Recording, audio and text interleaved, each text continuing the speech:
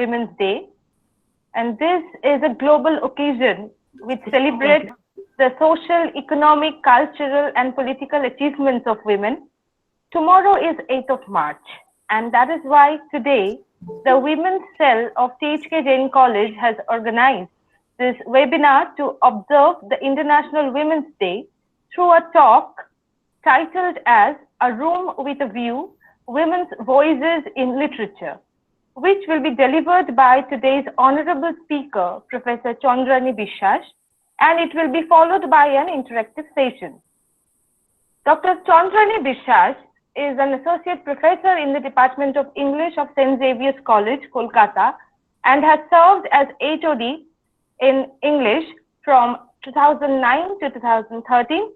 Her research interests include women's writings in the African and African American traditions, Black feminism, modern fiction, and 19th century Bengali literature. She has presented papers at innumerable seminars and conferences and has several articles to her credit in journals and anthologies of repute. Professor Biswas has delivered lectures on diverse subjects as on Austen's fictional narratives, Victorian women's literature, post-colonial literatures, African and African American women's writings.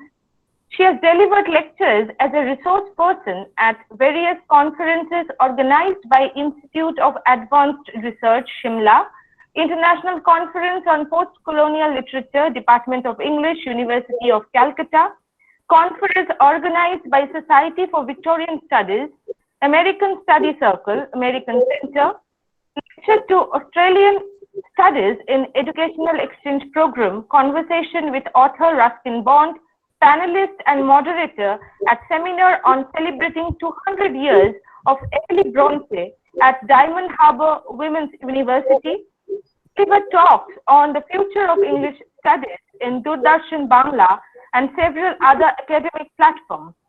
Her book, Woman and War, was published by Book Plus, New Delhi.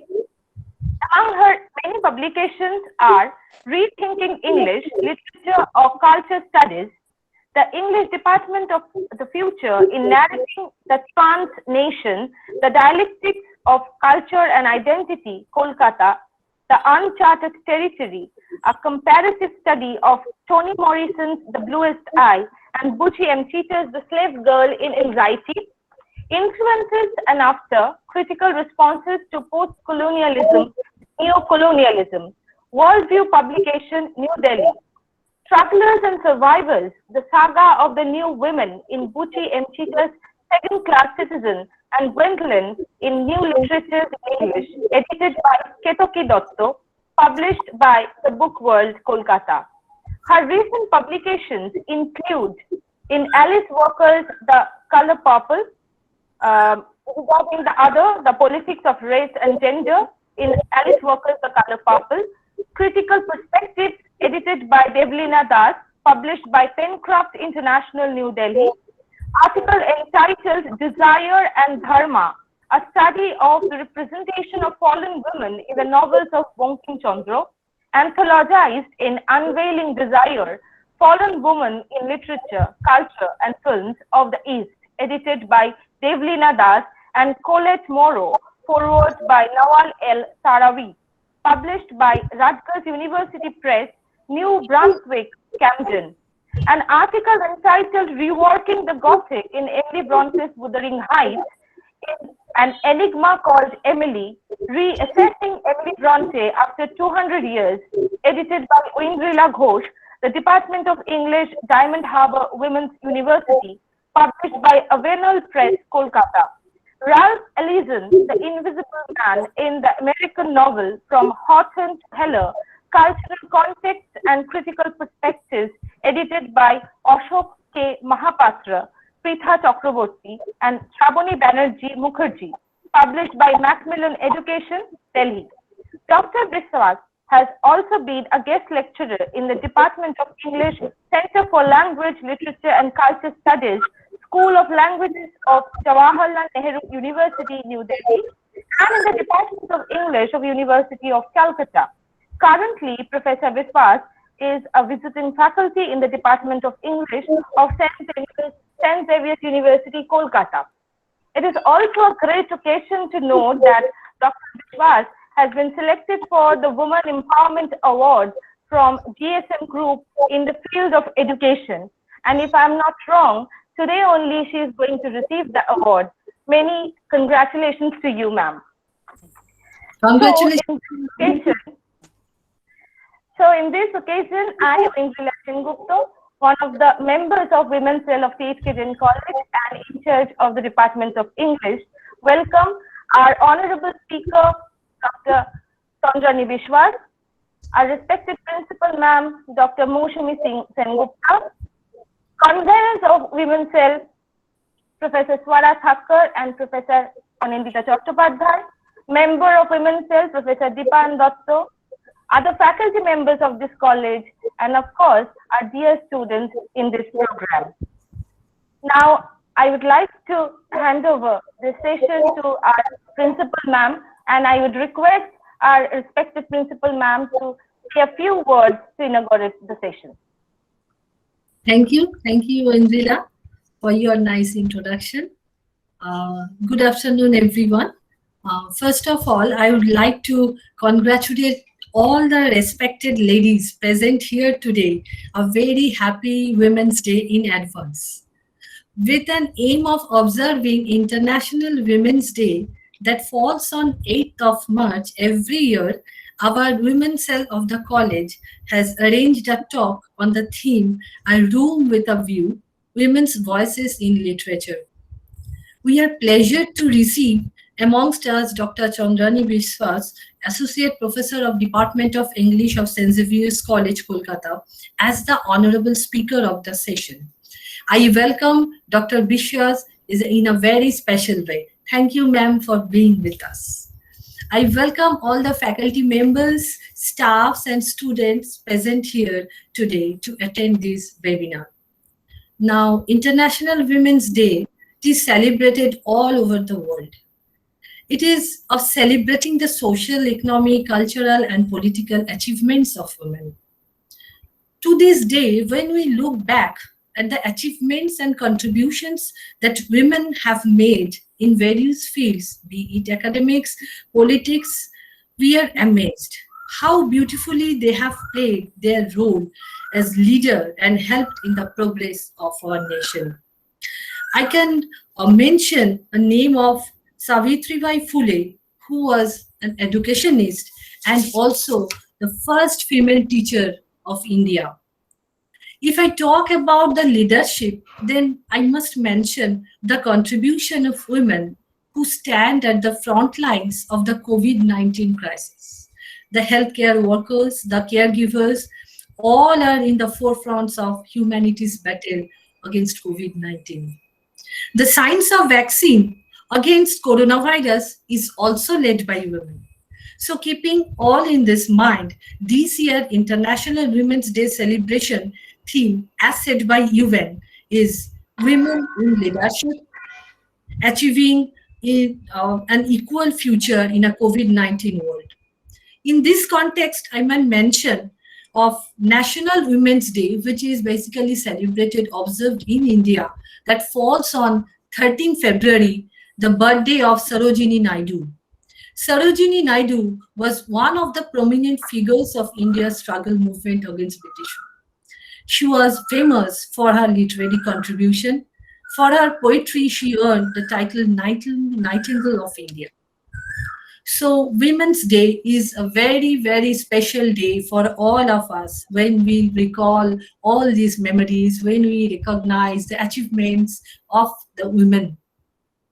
Now today, with all of us, I want to conclude here, and I am sure that, I'm thankful to Dr. Biswas for accepting our invitation. Now we are all waiting for her views and on this special, the Women's Day program.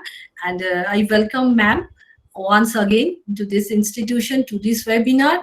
I'm also thankful. I'm thankful basically to all the members of this Women's Cell, the convener Anindita Chattopadhyay, Oindrila Sengupta. Oindrila is head of the Department of English. and also Swara Thakur, Deepayal. They are the faculty members of English department, and how beautifully they have organized, they have arranged this webinar in spite of their other assignments, because ma'am, tomorrow onwards we are going to start our university examination. So they are overburdened. Still, I'm really thankful to them that they have taken at least this initiative, and this the initiative of arranging this lecture on this evening. So thank you once again. Thank you all the participants, my dear students. Thank you very much. Thank you, ma'am. Thank you, ma'am. Thank you, ma'am. So now I would request Professor Chandrani Biswas to start her session. A very good evening to everyone. I would like to take this occasion to specially thank Dr. Moushumi Singh Sengupta, principal of T.H.K. Jain College, and I also convey my best wishes to the members of the English department, the professors of the English department, and all my dear students. I wish to thank the head of the department and member of the organizing committee, Professor Oindrila Sengupta, as also the convener of Women's Cell, Professor Anindita Chattopadhyay, Professor Swara Thakur, joint convener, who happens to be our student from St. Xavier's English department. Very proud of you, Swara. Professor Deepayan Datto, member of the organizing committee. And indeed, I feel very honored to be a part of the occasion, precisely because the academic community, as much as the frontline workers, the doctors and the health workers, the healthcare workers, police and people in administration have been working tirelessly to overcome the pandemic situation. Things are improving, but still we have to be on our guard as the numbers are fluctuating. And in such times when we have to conduct examinations, in our college, we just finished our round of exams. Being autonomous, our timing was slightly different. And we are also having our convocation, and I'm the joint convener of the convocation committee. It's happening on the 13th of March, and classes UGPG are going on. So it's a very difficult time, and difficult also for my academic comrades in the college. So I really, really appreciate your efforts and the fact that you considered me to be a resource person for today's seminar. As Dr. Moushumi Singh Sengupta, principal, rightly pointed out, that tomorrow is Women's Day, a day for the celebration of women's achievements in different domains at the national and the global level, together with the fact that women are walking miles and miles to gain that much aspired after freedom and the equality with men, which is very, very important, the respect and the honor that are due to the fair sex. Definitely, we need to talk about these issues, and I'm going to discuss the representation of women and the voices of women in literature. And I'm not just going to talk about English literature, but about other literatures, Bangla literature, and a little bit of other literatures also. Now, to begin with, I would like to refer to Virginia Woolf's A Room of One's Own, because the paper talks about a room with a view. So Virginia Woolf, as we all know, novelist, theorist based in Edwardian London in a time of historic change. Politically, the preceding years saw the rise of the British Empire overseas, peak time during the Victorian age. Woolf was writing during a transitional period. She belonged to a very illustrious family and associated with the Bloomsbury Group and also Hogarth Press, one of the prominent writers belonging to this period.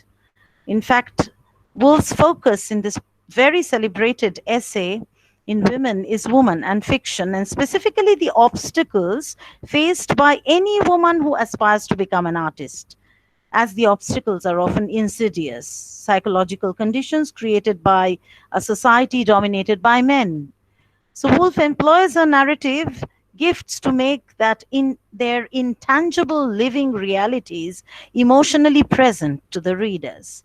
The lack of opportunities, personal space, the embittering sneers of male writers, and the absence of any kind of familial or institutional support are not presented as ideas, but rather as conditions that have suffocated aspiring women writers for centuries. So, in a way, we can say a room of one's own. That's not the only thing that I'm going to talk about, but to begin with, is a representation of 20th century feminist thought. And a few things that I would highlight from this particular work is as she says, the central argument of the essay focuses around the fact that, quoting from Woolf, a woman must have money and a room of her own if she is to write fiction, unquote. Woolf therefore argued that the writer was the product of his or her historical circumstances and that material conditions were crucially important.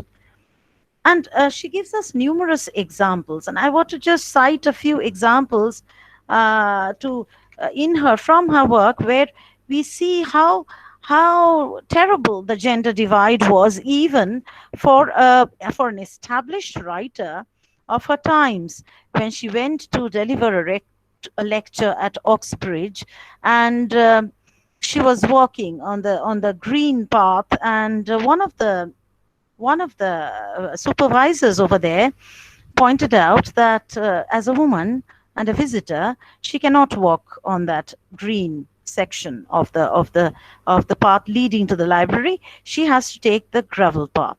So she says, and I quote, "It was thus that I found myself walking with extremely rapidity across a grass plot. Instantly a man's figure rose to intercept me. Nor did I at first understand that the gesticulations of a curious-looking object in a cutaway coat and evening shirt were aimed at me. His face expressed horror and indignation. Instinct rather than reason came to my help. He was a beadle, I was a woman. This was turf, that was path." So you can well understand. There's another one. She gives us an account of, she enumerates the items which were meant for the women scholars in their hostels, and the food offered for men. Now, I shall take the liberty, and I quote, "to defy that convention and to tell you that the lunch on this occasion for the male scholars and the male, members began with soles sunk in a deep dish over which the college cook had spread a counterpane of the whitest cream, save that it was branded here and there with brown spots. After that came the partridges. The partridges, many and various, came with all their retinue of sauces and salads, the sharp and the sweet, each in its order, their potatoes, thin as coins, their sprouts, foliated as rosebuds, but more succulent. The roast, and its retinue had been done more than a silent serving man. Pudding. To call it pudding and so relate it to rich and tapioca would be an insult. Meanwhile, the wine glasses had flushed yellow and flushed crimson, had been emptied and also been filled. Now, when we talk about the woman's dinner was ready. Here was soup. It was a plain gravy soup. There was nothing to stir the fancy in that.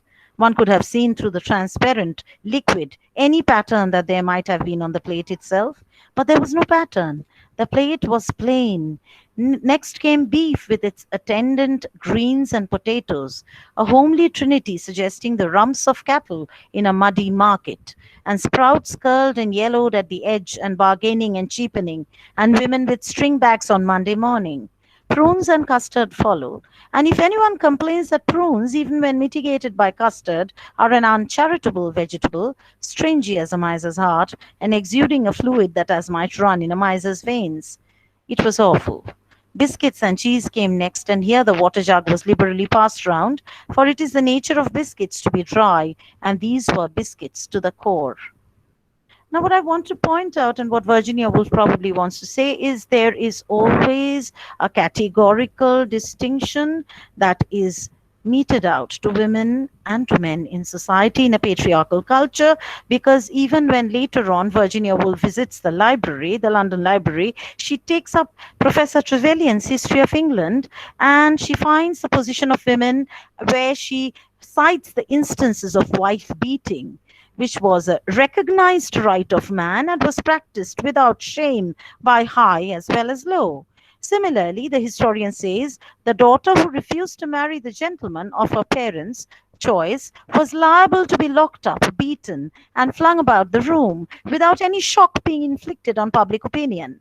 Marriage was not an affair of personal affection, but of family avarice, particularly in the chivalrous upper classes. Betrothal often took place while one or both the parties was in the cradle, and marriage when they were scarcely out of the nurse's charge. Now, this was the scenario, more or less, which leads us further to go a little back and talk about what is it that really is at the basis of this difference. We know that we talk about gender, we talk about sex, we know that sex is natural, gender is sociocultural, it's a construct. Whereas sex is biological, gender is related to the attitudes of society, patterns of behavior, roles and responsibilities.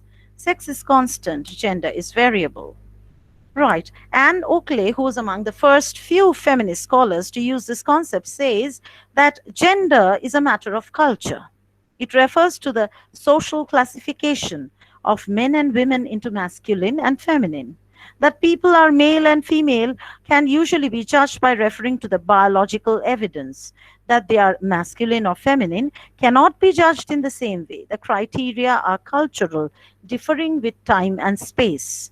The constancy of sex must be submitted, but so also must be the variability of gender.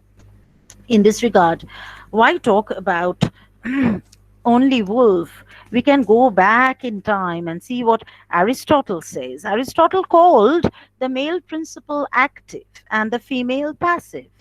For him, a female was, and I quote in translation, a mutilated male, someone who does not have a soul. In his view, the biological inferiority of a woman also makes her inferior in her capacities, her ability to reason and therefore to make decisions. Because the male is superior and the female inferior, men are born to rule and women born to be ruled. Aristotle said, the courage of a man is shown in commanding, of a woman in obeying. Now, Mr. Darwin has to say something very interesting on the other hand also, that woman seems to differ from man in mental disposition, chiefly in her greater tenderness and less selfishness. It is generally admitted that with women, the powers of intuition or rapid perception and perhaps of imitation are more strongly marked than in men. But some, at least, of these faculties are characteristic of the lower races and therefore of a past and lower state of civilization. Let us see what Sigmund Freud has to say. Freud stated that for women, anatomy is destiny. Freud's normal human was male. The female was a deviant human being. Her entire psychology supposedly centered around the struggle to compensate for this deficiency. And of course, we know the binary oppositions that associate women with body, nature, emotion, object, privacy, subservience, sacrifice, and the men with mind, culture, reason, subjectivity, public issues, conquests, achievements. Not just qualities and characteristics, but even public spaces are gendered. Public spaces can be gendered. For example, a pub, football stadium, street corner, tea shop, pawn shop can become male spaces. Maybe that stigma has reduced. But a woman talking to other women, women in a pawn shop for a longer period of time, it issues a lot of negative criticisms. এতক্ষণ ধরে দাঁড়িয়ে দাঁড়িয়ে কি গল্প করছে, তাও একটা এরকম একটা জায়গায় ছেলেরা দাঁড়িয়ে সিগারেট খাচ্ছে, মেয়েরাও দাঁড়িয়ে ওখানে গল্প করছে. Maybe it's not so bad now, but it is still not very, very, very encouraging.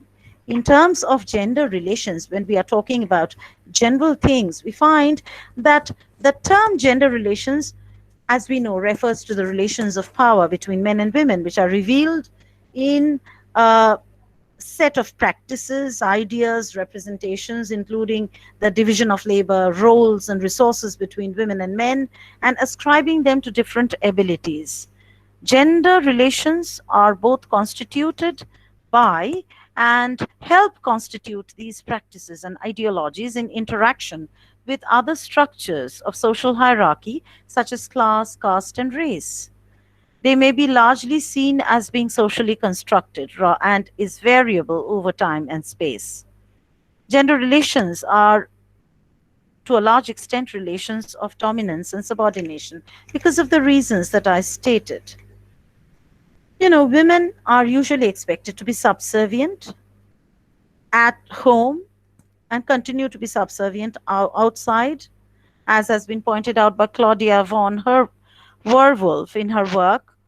Everything that women do must bear fruit and be gratis like the air we breathe. This applies not only to producing and rearing children, but also to the sundry housework, wage labor, the emotional care bestowed on colleagues, the friendliness, submissiveness, being always at others' disposal, healing all wounds, being usable, putting everything again in order, the sense of responsibility and self sacrifice, frugality and unpretentiousness, the renunciation in favor of others, the putting up with and helping out all, withdrawing oneself and being invisible, being always there and yet not asserting oneself, the passive being available, the active pulling the cart out of the mud, the endurance and discipline of a soldier. All this makes up the female work capacity. And therefore, when we talk about women, we talk about gynocentric concepts because we know androcentric is male centered, androcratic is male ruled, gynocentric is associated with women, things to do with women. But contrary to these views, also in societies and the so called primitive societies, like in some African societies, Indian society in the pre Vedic past, where production for exchange is slight and where private property and class inequality were not developed, sex inequalities were less evident. Women continued to be active producers all the way up to the scale, but they steadily lost control over property, products, and themselves as surplus increased, private property developed, and the communal household became a private economic unit, a family represented by a man. The family itself, the sphere of women's activities, in turn, subordinated to a broader social and public order, governed by the state, which tends to be the domain of men. This is the general pattern presented by historical or civilized societies. So we talk about exploitation, we talk about subordination, we also talk about oppression. When we discuss women's achievements, but broadly, we cannot make generalizations. We cannot make generalized statements. For this reason, we can go to a few examples in the history of feminism, and talking briefly about Western feminism. I'll talk about general perceptions also in our culture, and we have a very rich history of feminism as well. Now, in Europe, you have the religious roots of feminism. For centuries, all over Europe, there were families who disposed of unnecessary or unmarriageable daughters by shutting them away in convents. For some, this must have felt like a life of imprisonment. For others, conventual quiet seems to have facilitated genuine fulfillment. So, what we find is one of the women in the convents, Julian of Norwich, in the early 15th century, maternalized the figure of God. And I quote from one of her diaries, "Our Xavier is our true mother, in whom we are eternally born, and by whom we shall always be enclosed. We are redeemed by the motherhood of mercy and grace. To the nature of motherhood belong tender love, wisdom, and knowledge, and it is good, for although the birth of our body is only low, humble, and modest compared with the birth of our soul, yet it is He who does it in beings by women it was done." So we find that there were many women in the church who brought about the change, in spite of the fact that we do have negative characters in the Bible. We have negative scriptural images of women. Delilah was treacherous, Samson and Delilah. Delilah was treacherous, Jezebel murderous, while Eve was directly responsible for the fall of the human race. The woman tempted him and he did eat. St. Paul was regularly invoked against any woman who spoke out or asked awkward questions about the church's attitude to women. He would say, "Let your women keep silent in the churches, for it is not permitted for them to speak. If they will learn anything, let them ask their husbands at home, for it is shame for women to speak in the church." But there were women who spoke. There were women like Rachel Speckett who spoke. There were many women and innumerable examples which I can give who spoke. Now, in the beginnings of secular feminism, we have a sense of secular self-assertion, perhaps inevitably, which developed slowly but subtly. It was one thing to act in unfeminine ways if divinely inspired, not quite so easy to act unconventionally out of personal ambition. We have the example of Tristan de Pizan. Tristan de Pizan was born in 14th century Italy but raised in France and has been described as the first Western woman to live by her pen. Well educated by her father, she began writing at the age of 25 and continued to do so after her husband's death. Her most famous work, The City of Ladies, as early as 1404, criticizes learned books that spread so many wicked insults about women and their behavior. Right? And she brings in the three allegorical figures, reason, reticence, and justice, to discuss the roots of misogyny. The man or the woman in whom resides greater virtue is the higher. She says neither the loftiness nor the lowliness of a person lies in the body according to the sex, but in the perfection of conduct and virtues. And of course, going forward, we do have the 18th century Amazons, and certainly who can ignore Mary Wollstonecraft in The Vindication of the Rights of Woman, published in 1792, where she talked so much about women's rights. And she said, if I'm writing for my sex, not for myself. And she said, if the women are taught from their infancy that beauty is a woman's scepter, the mind shapes itself to the body, and roaming round its gilt cage only seeks to adore its prison. Masculine gallantry and fluttery are seen as simply attempts to keep women in their places. The most feminine women are the ones who best fill up male fantasies.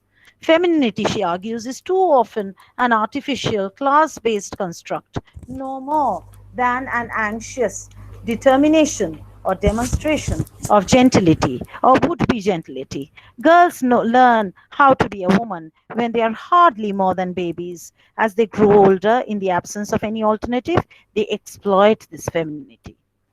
Coming a little bit to another aspect, that if we look at our tradition, just as in the Western tradition, if you look at the fairy tales, the European fairy tales, all the women over there, most of the heroines of the fairy tales are submissive, very beautiful, and epitomes of virtue. Absolutely, the alabaster ladies, but all of them are rescued by a male character, the prince. So Cinderella, in spite of all her virtues, being tortured by her stepmother and stepsisters, ultimately, in spite of all her qualities, has to get rescued by the prince. For that matter, Sleeping Beauty, or even Red Riding Hood is one great example of, the question of sexual abuse and the way in which she is being marginalized and tortured, and it becomes a metaphoric representation of the woman's condition in society, which we can very well relate with. So fairy tales are full of this, folk tales, children's literature. If you talk about our own, tradition, Bangla Chora, I hope many of the students are acquainted with the brilliant tradition of the Chora and, this folklore. You have small little poems which endorse this kind of patriarchal attitude. In such poems as Dol Dol Duluni, Ranga Mathay Chiruni, Bor Ashbe Ekkhuni, Niye Jabe Tokkhuni. So the female child is tutored, is conditioned to an understanding that she has to go to some other place and adjust. And her sole motivation in life is to get married, so she should prepare herself accordingly. She is given such toys as the putul or the rannabati in order to acquaint herself of how to be a good wife or later on to be a good mother. Whereas for the boy, you have খোকা যাবে বিয়ে করতে সঙ্গে যাবে কে সঙ্গে আছে হুলো বেড়াল কোমর বেঁধেছে. It sounds funny, but খোকা is exploring. খোকা যাবে কিন্তু মেয়েটা কিন্তু বাড়িতে থাকবে, মেয়েকে নিয়ে যাবে. The objectification and commodification of women is indicated in this rather apparently innocent choras, which talk about this gender divide in very very innocent words, but they are not so innocent as they seem, because Khoka is going to explore the world and the cookie is going to remain within the domestic space, because women since times immemorial in cultural, anthropological, historical studies have been rendered invisible actors in history, as I just read out from Claudia's observations. Shorani Dorani, also the same kind of thing. Even Abanindranath Tagore in Khirer Putul talks about the plight of the woman who is at no fault, but she cannot revolt. She has to take the help of a very sweet monkey child in order to make the Khirer Putul. It's a question of motherhood. It's a question of motherhood. The chele holo na tar mane to jibon britha. And the king banishes her. You have Abanindranath's Raj Kahini. I'm very fond of Abanindranath. I'm not trying to say, what I'm trying to say, you must be understanding at the same time, Raj Kahini is full of these exploring men and the greatest victors of war. Papadito and so many of them, all of them. What about the women? The women are all confined within the domestic space and sacrificed. And what about Padmini? Her beauty is being celebrated, not her intelligence. Precisely because of the fact that, once again, as Mary Wollstonecraft points out, that it is the beauty which is very important for the woman. As we can talk a little bit about also the climate of ideas, which was prevalent in Jane Austen's times. Jane Austen is one of my favorite authors. Swara knows. Now, Yes, ma'am. now, the education of young women was a very important subject for discussion in the 18th century, late 18th, early 19th. Jane Austen was a romantic, but she was an unconventional romantic and was more of a neoclassicist than a romantic. The Augustan influence was more on her. And what we find is, during her times, and from before, in fact, women had no inheritance rights. You remember Pride and Prejudice? After the death of Mr. Bennet, the property will go to the inheritance of a comic monster like Mr. Collins, but will not be inherited by an intelligent and good girl like Jane Bennet, or for that matter, Elizabeth Bennet. So property rights were non-existent for women. Women did not have the right to education. They could not get institutionalized education.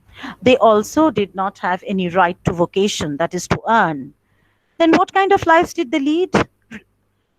There was a specific kind of books which were written for them, known as conduct books, which were widely read and discussed, by the way, very popular. And not only that, in these conduct books, most of these books emphasize the need for teaching girls skills in embroidery, painting, piano, tinkling on the piano, other pleasing arts, so that they become decorative embellishments in the lives of men. Mrs. Hannah More, a woman herself, but a conduct book writer, observed, and I quote, "A woman might read. She believed that a woman might read, but she will, generally speaking, be found to have less of what is called learning than a common schoolboy, because the female mind in general does not appear capable of attaining too high a degree of perfection in the areas of abstract knowledge." She wrote this in essay on various subjects, principally designed for women. The Earl of Chesterfield, another conduct book writer, wrote in letter to his son in 1774, and I quote, "You'll be astounded. Women are only children of a larger growth. They have an entertaining tattle, sometimes wit, but for solid reasoning and good sense, I never in my life knew one that had it. A man of sense only trifles with them, plays with them, humors and flatters them, as he does with an engaging child, but he neither consults them nor trusts them in serious matters. Eh, Now, if we talk about Rousseau, the very famous, um, inspiration, the spearheading the French Revolution, and his famous book Emile, which was a book on education, 1762, where he laid down the essential difference between men and women. And I quote, "One must be active and strong. You know who must be active and strong. The other passive and feeble. One must necessarily have power and will. It is sufficient that the other but makes but a faint resistance. This principle being laid out, it follows that woman is framed particularly for the delight and pleasure of man." If Rousseau writes like this, then what would be the common man's mindset? Rousseau went on to argue that God compensated for women's physical weakness by giving her beauty, subtlety, and the cunning to captivate men. Captivate men. Thus, duplicity or cunning is thought of almost as a fundamental right which a woman ought to learn and use to her best advantage. Mary Wollstonecraft, I just talked about her a few minutes back. So, most of the conduct book writers of the 18th century continued to implicitly accept this tenet and suggest ways and means of rendering the woman more beautiful, more alluring in the eyes of men, until at the end of the century, two dissenting voices were heard, which is Mary Wollstonecraft. She strongly refused to accept this. She said in her Vindication of the Rights of Woman, among many, many things, I just quote a few lines: strengthen the female mind. Strengthen the female mind by enlarging it, and there will be an end to blind obedience. But as blind obedience is ever sought for by powers, tyrants and sensualists are in the right when they endeavor to keep women in the dark, because the former only want slaves and the latters want a plaything. John Stuart Mill spoke differently. He was definitely for the amelioration of the woman's condition. Since I mentioned Jane Austen, I think most of you are familiar with the text, and most of you are familiar with the idea that Jane Austen was, though interpreted as a conservative in the first part of the 20th century, a conservative writer, was not at all conservative. I always teach Pride and Prejudice as a novel, which is not just a novel about courtship, marriage, and love. No, it is a novel about a woman in search of her identity in a patriarchal culture. Elizabeth Bennet. I talk about the fact that it is a novel about prejudgment and rejudgment. It is a novel very much about revision of one's perspectives. It is a novel about how an individual, a woman, can bring about small changes in society through her actions, behavior. Austen actually was projecting Elizabeth Bennet as one of the wish fulfillment devices, something that women wanted to achieve but could not, and probably could aspire after. Elizabeth is not rich at all. As you know, belongs to the Bennet family consisting of 5 sisters, and the mother always nagging about marriage. The father is reticent and withdrawn. The parents are ineffective. The attitude of society is hostile, but she always portrays everything through a very positive and a very, humorous and satirical perspective. I would just like to highlight one particular scene where Darcy, we are all fond of Darcy, irrespective of what he said in the 3rd chapter of Pride and Prejudice. He said about Elizabeth, well, Elizabeth, it was not an open interaction. He just said something which Elizabeth heard. She's tolerable, but not handsome enough to tempt me to a dance. As much as we know of Darcy in the novel, Darcy is definitely a very noble-minded, a liberal-minded person who is broad at heart. This kind of an irresponsible remark from him is not just acceptable, it is unpardonable. Precisely because who has given you the right to talk about a woman like that? That she's not beautiful? Beauty is a matter of perspective. And is it beauty alone that defines a woman? And that too, saying it in the way that she's not beautiful enough to tempt me. The word tempt is very objectionable. And then later on, very ironically, in course of the novel, as you know, Darcy falls in love with Elizabeth and he makes his proposal in volume 2. And a little bit I would like to read out of how Elizabeth refuses. Darcy says, "In vain I have struggled. It will not do. My feelings will not be repressed. You must allow me to tell you how ardently I admire and love you." Elizabeth was astonished. He spoke well, but there were feelings besides those of the heart to be detailed, and he was not more eloquent on the subject of tenderness than of pride. His sense of Elizabeth's inferiority, of its being a degradation, of the family obstacles which judgment had always opposed to inclination, were dwelt upon. And Elizabeth says, as spiritedly as we expect of her, "In such cases as this," I quote, "it is, I believe, the established mode to express a sense of obligation for the sentiments avowed, however unequally they may be returned. It is natural that obligation should be felt, and I could feel gratitude, but I cannot. I have never desired your good opinion, and you have certainly bestowed it most unwillingly. I am sorry to have occasioned pain to anyone. It has been most unconsciously done, however, and I hope will be of short duration. The feelings which you tell me have long prevented the acknowledgement of your regard can have little difficulty in overcoming it after this explanation." And when Mr. Darcy says, that is this all the reply which I have the honor of expecting? He cannot expect.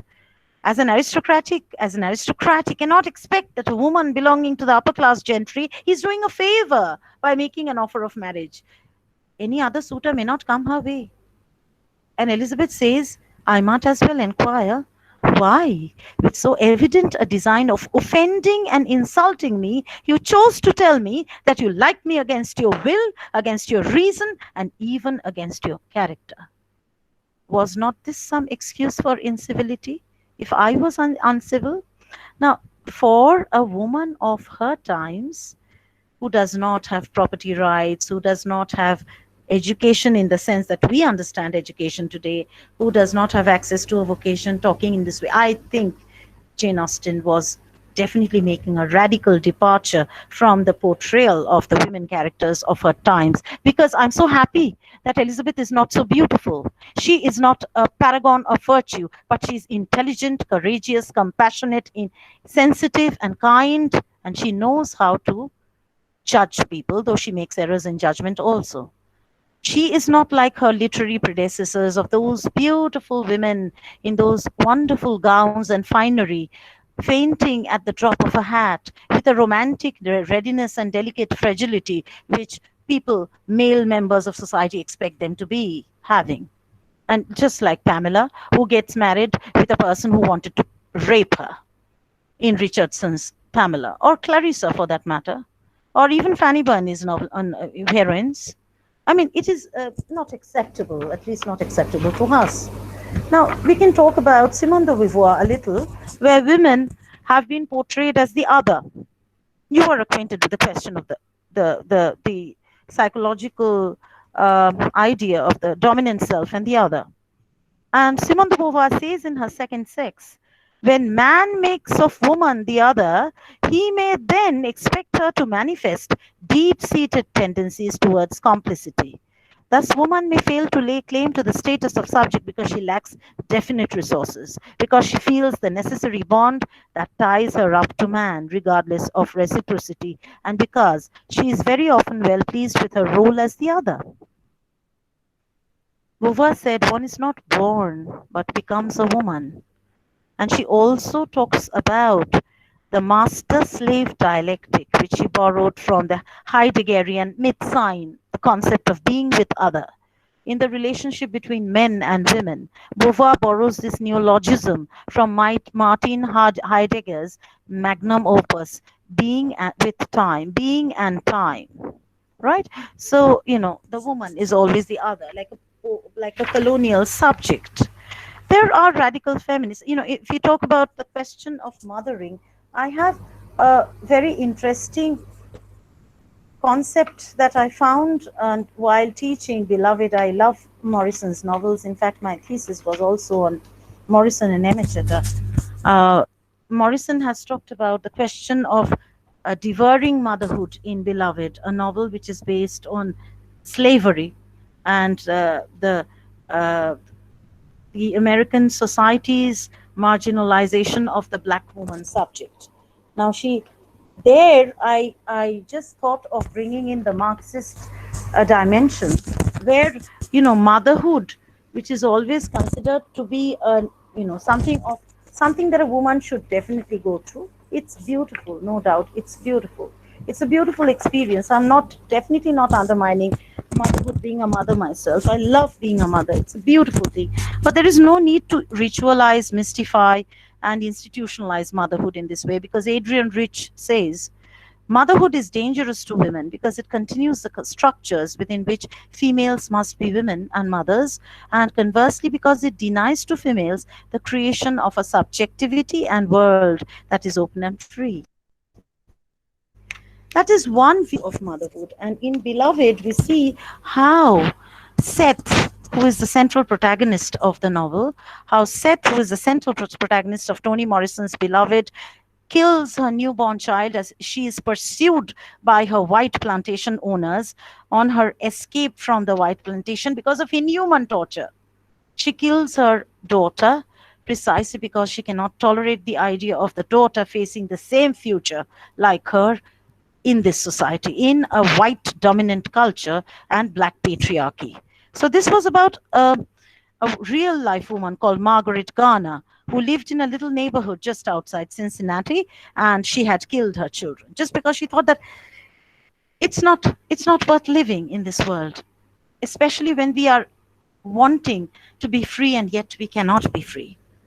Now, in the African tradition, you have Dr. Helen Chukwuma, who says that the true test of the woman continues to be the marriage institution, irrespective of anything.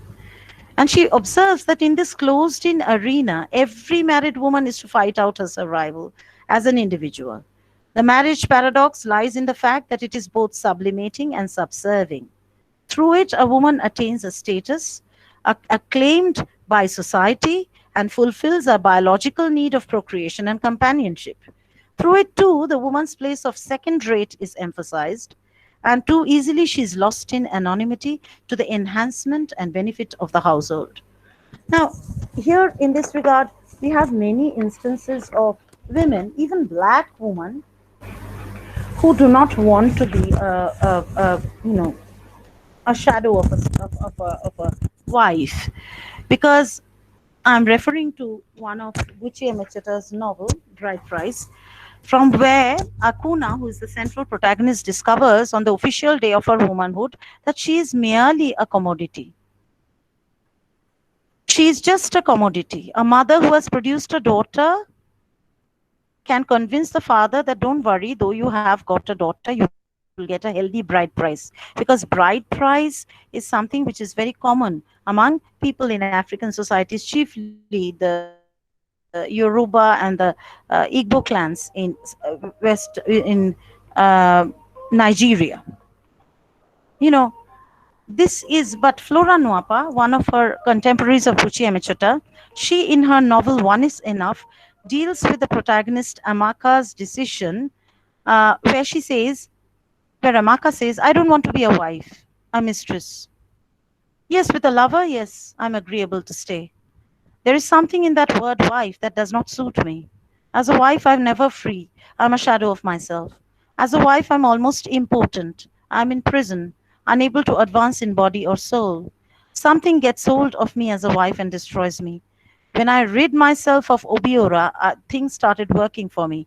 I don't want to go back to that condition. Now, if we take into consideration feminism, then we should consider also a little bit of these black feminists who had talked about their plight in society. And trust me, a lot of these white feminists have tried to put them all under the same cover. as if their requirements are the same. So during the second wave feminism, a lot of African and African American women said that women are also members of classes and countries that dominate others, and contrary to the best intentions of the white sisters, not all women share identical interests. Not all women are the same.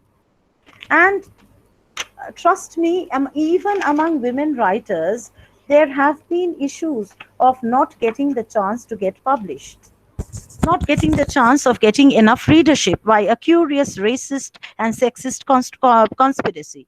Mary Helen Washington observes, and this is a very important observation, why is the fugitive slave, the fiery orator, the political activist, the abolitionist always represented as the black man? How does the heroic voice and heroic image of the black woman get suppressed in a culture that depended on her heroism for its survival? What we have to recognize is that the creation of the fiction of tradition is a matter of power, not justice. And that power has always been in the hands of men, mostly white, but also black. Women are the disinherited lot. Our ritual journeys, our articulate voices, our symbolic spaces are rarely the same as men's. Those differences and the assumption that those differences make women inherently inferior, plus the appropriation by men of the power to define tradition, account for women's absence from our written records. In fact, Amma Ata Aidu, who is an African writer, says, it is especially pathetic to keep on writing without having any consistent, active, critical intelligence that is interested in you as a writer. Therefore, it is precisely from this point of view that African writing women's reality begins to differ somewhat from that of the male African tradition. Once we have faced the basic fact of the oppression and marginality that is almost endemic in the lives of Africans, we also begin to admit that at least some people are interested in the male African writer. These include African, non-African, male and female literary critics, some categories of publishers, editors, anthologists, translators, librarians, and sundry academic analysts, and all other zealous collector of treasures. Now, Black feminism therefore talks about the rights of the black women on a different level, because the black woman is twice colonized. She is colonized because of her race as black. She is colonized also because of her gender. So black feminism insists that sexism and racism are imbricated in each other. The oppression of women be understood and addressed without reference to racism. And it demands an acknowledgement of the diversity in feminist concerns, while they confront stereotypes imposed on them not only by white people, but also by black men. So you have activists and writers such as Maria Stuart, Harriet Tubman, Sojourner Truth, Rosa Parks. In fact, the most important assertion was made by the very famous Sojourner Truth, who mentioned and talked about her plight in a particular essay, where she says that don't I do the work that the white or the black men do? This is from a very forceful speech of Sojourner Truth, who is an African American feminist, when she talked in the Women's Convention held in Ohio in 1851. And she completely condemned the Eurocentric model of African American women as subhuman, inferior species.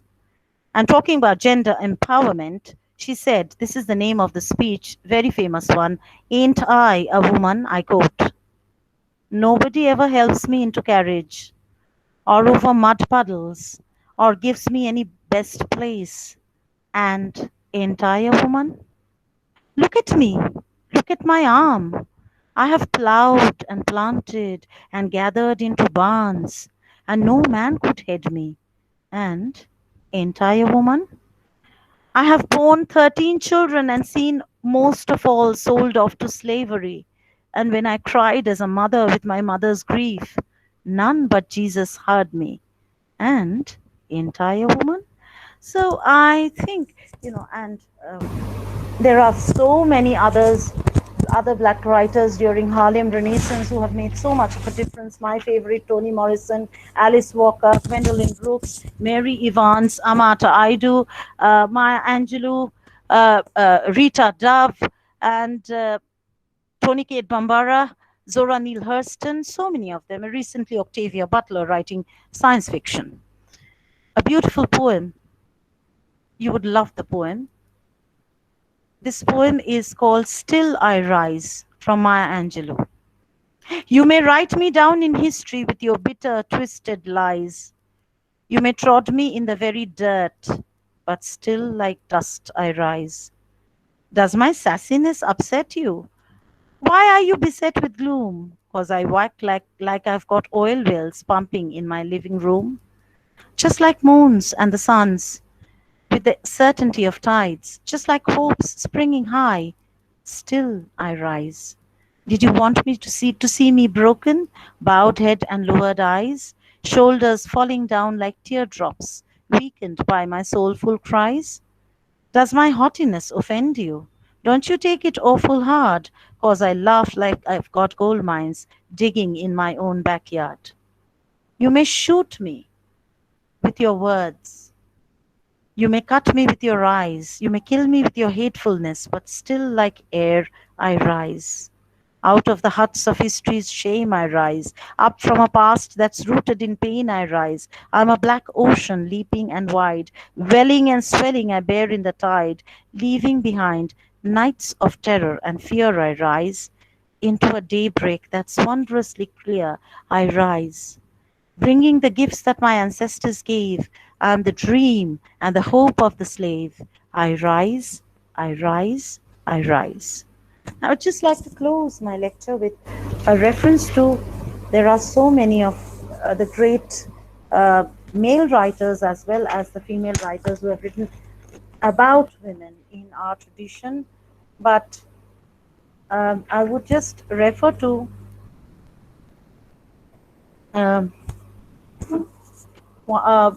a short story, a very much appreciated and well-read short story of Tagore, which is called Street Potro.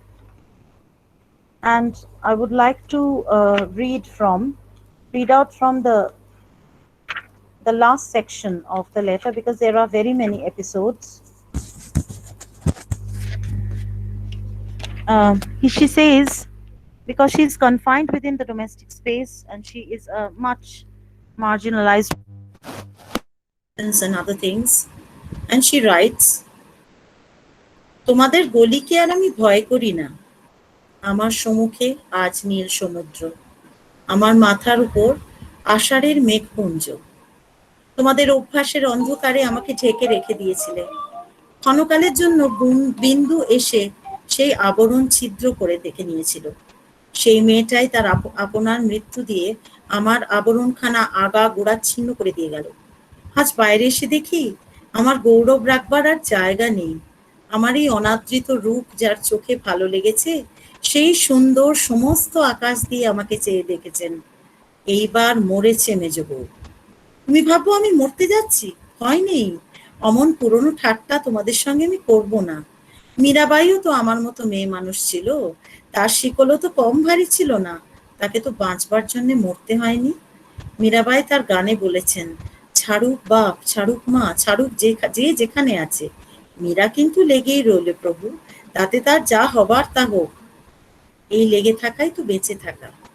আমিও বাঁচবো, আমিও বাঁচলুম, তোমার চরণ তলাশ্রয় চিহ্ন Mrinal. And again, the last two examples won't take much time at all, just the very short examples from, I'm so glad that we have this in our syllabus now, from Amar Jiban, Rashasundari Devi. Second section, the fourth part, people put birds in cages for their own amusement. Well, I was like a caged bird, and I would have to remain in this cage for life. I would never be freed. We spent a few more days on the boat, and I heard people say that we were about to reach home. For one moment, I thought they meant my home. It gave rise to mixed emotions and also to fear. God only knows what went through my mind. All I could do was cry. I spent all my days and nights crying, strange are the ways of God. Your laws are so wonderful. You have taken me from my dear mother and from others I love so much and brought me to this distant place. There is more to this, but the last example to be given is from a text that we all very much, the Ganpit Award winning trilogy, Pratham Pratishruti, Subarnalata, and Bokul Katha by Ashapurna Devi. And just one example of how she, a simple thing like she wanted to study, she wanted to read, but her husband did not allow. Subarnalata was married in a very impulsive, difficult circumstance. She was just married off when she was going to school, and her mother left the marriage and went to Kashi, leaving the family, abandoning the family permanently. And she just wanted a space of her own, if I may say, a room with a view, to close it. And she wanted this from her husband. আমাকে একটু বই এনে দাও, আমাকে একটু খবরের কাগজ পড়তে দাও। এইগুলো খুব সামান্য জিনিস তখনকার দিনে, but that won't be allowed. When Subarna says গলির মধ্যে বাড়ি করলে, her husband says বাড়ি আমার একলার নয়, মাথার উপর মা দাদা ভাইরা, আমি আবদার করি না যে আমার বউ গড়ের মাঠের উপর বাড়ি চায়। গড়ের মাঠ আমি বলিনি তো, শুধু বড় রাস্তাটা দেখতে চাই। This is such a simple thing to ask for. She just wanted to have a view of the road. মাথার উপর ওপরওয়ালা থাকলে একটা কথাও বুঝি বলতে নেই, বারান্দা কিন্তু আমার চাই, আমার চাই চাই। বাঙালি গৃহস্থ ঘরের বউয়ের মুখের এই ভাষা, আস্পর্ধাও বটে। এই আস্পর্ধা কোথায় পেল সুবর্ণলতা? এই কটা বছর শ্বশুরবাড়ির ভাত খেয়েই কি ওর মার ইতিহাসটাও ভুলে গেছে? ভুলে গেছে তার লজ্জার গ্লানি? আস্পর্ধাটা তো জন্মসূত্রে পাওয়া। Subarnalata has inherited this aspardha from her mother.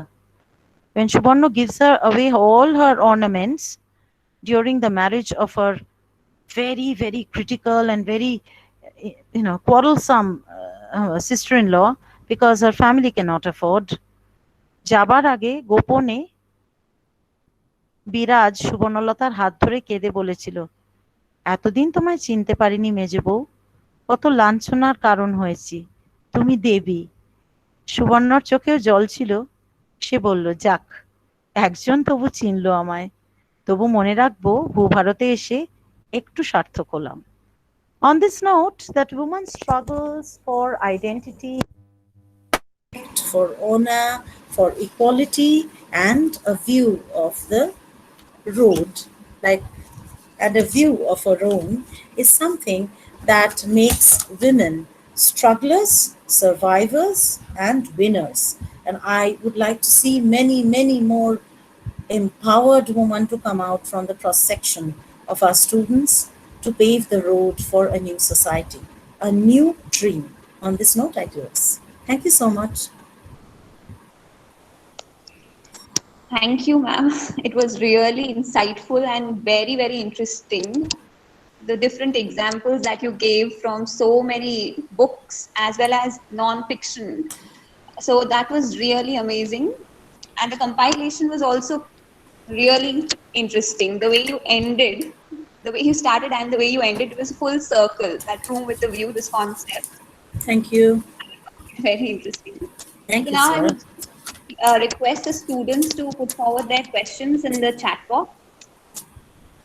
If you have any query or if you want to share something, any feedback, you're free to do so in the chat box.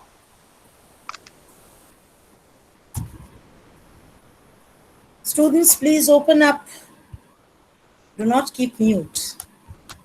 Women have been muted long enough, and you must speak. And please feel free. Your teachers are your friends. They are taking so much of trouble even during the time of the pandemic to do all that and walking that extra mile. I'm also like your friends. You can always place your questions. Ma'am, one question has come up in the chat box. Yes. What are the most effective ways to counteract the negative stereotypes of feminism, especially in the workplace? Not feminism, but negative stereotypes of patriarchy. Yes. That is what I meant. Yeah, okay, I've understood. What are the ways and means to Yeah, in workplace, of course, there is the issue of sexual harassment. You have the issue of being constantly put down.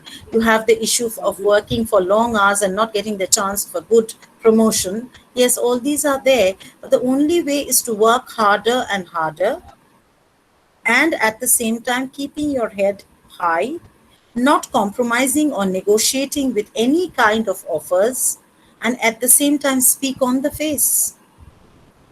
I think talking is the most effective way, a dialogue to be established with, the people who are sensitive, who would understand, not with people who are insensitive and indifferent to your difficulties, I think is a better way of handling a situation. You have to evolve strategies of survival and not put your heads down in shame that if somebody is approaching me or behaving in a particular way, as most people in society think, that it is your fault. Not at all. You are not at fault. You will take it up if it is serious, then legal action can be taken. Now there are so many ways of confronting this, right? Yes. Yes, ma'am. Yeah. Neeraj Gupta is asking, what is the meaning of anatomy is destiny? You referred to this. Yeah. Anatomy is destiny because we all, I don't accept this. We don't accept this. Many of us don't accept this. What he meant by anatomy is destiny is that a woman's physical weakness, so-called physical weakness, restricts her from performing certain kinds of works, and therefore, because she cannot perform those tasks with which a value is attached by patriarchal society, she is restricted. She will have to remain in a lower and inferior position, which is all rubbish. There are women Air Force workers, women in the army, women in the navy, women as pilots, women in the space, women working as research scientists, women doing the most daring of jobs, women IPS officers. I mean, I don't understand. So this is wrong. This is what I mean. The physical fragility of women, which prevents them, perceived by certain sections of society, certain men, which prevents a woman from taking up certain tasks, which is why she should remain as a delicate creature. So her anatomy itself is to be blamed, not the men. That is what he meant. Yeah. Okay, ma'am. So, ma'am, there are no other queries in the chat box as such.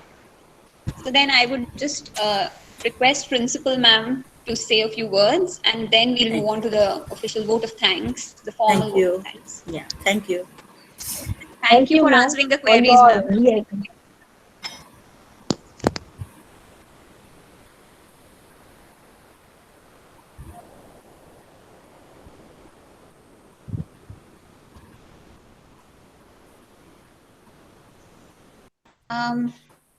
Principal Ma'am's voice cannot be heard, I think. There is some issue. Some network.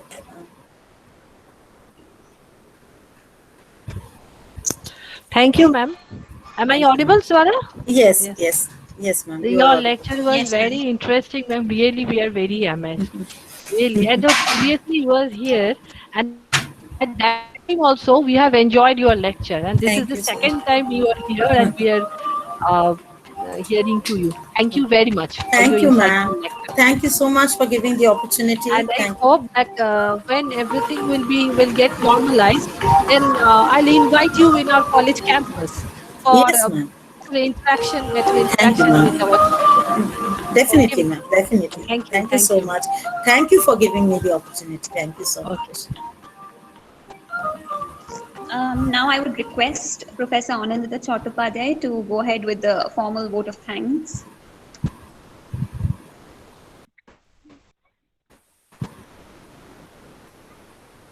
Thank you, Swara. Am I audible? Okay, thank you. Well, this was really a great session that we had today. Thank you so much, Chandrani ma'am, for throwing lights on matters of gender biasness, gender politics, and gender stereotypes in literature. And these are still so actively present in our patriarchal society even today. We cannot just ignore them. We claim that we belong to a modernized and we are a part of a developed society, but I think how can we call ourselves developed and progressive True. when women still face so much of exploitation and discrimination in every field of their life, be it inside their household or be it outside their household. Absolutely. Everywhere there is a challenge, there is a discrimination present. Absolutely. So Absolutely. we should really think about this matters in a proper manner, and how can we fight against such discrimination and problems that are still so much prevalent in our society. So thank you so much, Thank ma'am, for such an interesting lecture session. thank Now, you so as much. we have reached the last stage of our webinar today, myself, Anindita Chattopadhyay, convener of Women's Cell and assistant professor from Department of Journalism and Mass Communication, T.H.K. Jain College, would like to deliver the official vote of thanks. First of all, I would like to thank our respected Principal Madam, Dr. Moushumi Sin Sengupta, for her continuous motivation, help, and support to organize today's webinar. Thank you so much, Madam, for always being there for us, for always supporting us. I would like to thank Sri S.S. Jain Sabha, all the respected governing body members, especially our respected Secretary Sir, Sri Lalit Kankaria. I would like to thank our respected speaker of today's webinar again, Dr. Chandrani Biswas ma'am. Thank you so much, madam, for delivering such a wonderful, interesting lecture today. We are really honored to have you today with us. And hopefully we are going to have you again with us in future Sure. lecture sessions as Sure. well. Thank you, Sure. ma'am. And now I would like to thank all the members of our Women's Cell, Professor Swara Taker, Joint Convener of Women's Cell, Professor Vendrila Sen Gupta and Professor Dipayan Dotto from Department of English, T.H.K. Jain College. Thank you for your continuous, support efforts that all of you have given us to make this webinar a successful one. Thank you all. And last but not the least, I would like to thank all the participants, the respected professors, and my dear students for being a part of today's webinar and making it a successful one. Once again, thanks to all of you. And with this note, I would like to end today's webinar.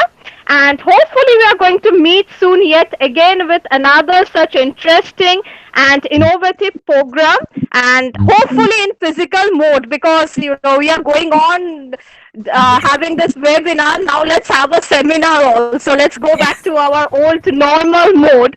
Hopefully we will be able to do that pretty soon.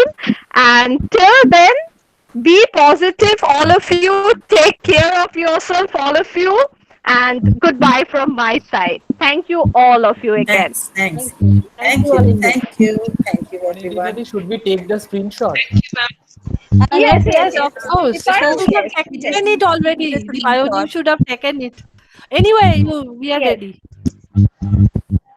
Please put on your camera so that I can take the screenshot. I request Swara, Anindita Di, and Principal Ma'am and everyone to put on your camera. Yes, we are ready.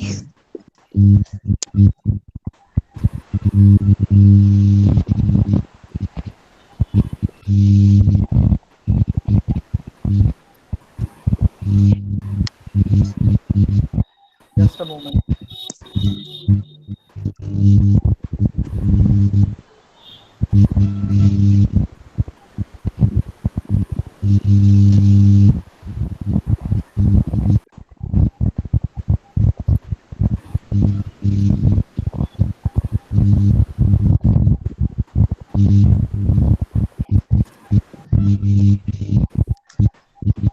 Is it done, Deepayan? No, not yet. I cannot see Principal Ma'am. Okay, I'll take the screenshot. Just a minute. Yeah, done. It's done. Thank you. Thank you. Thank you so much. Thank you. ma'am, for- Thank you. Thank you. Thank you. Thank you, ma'am.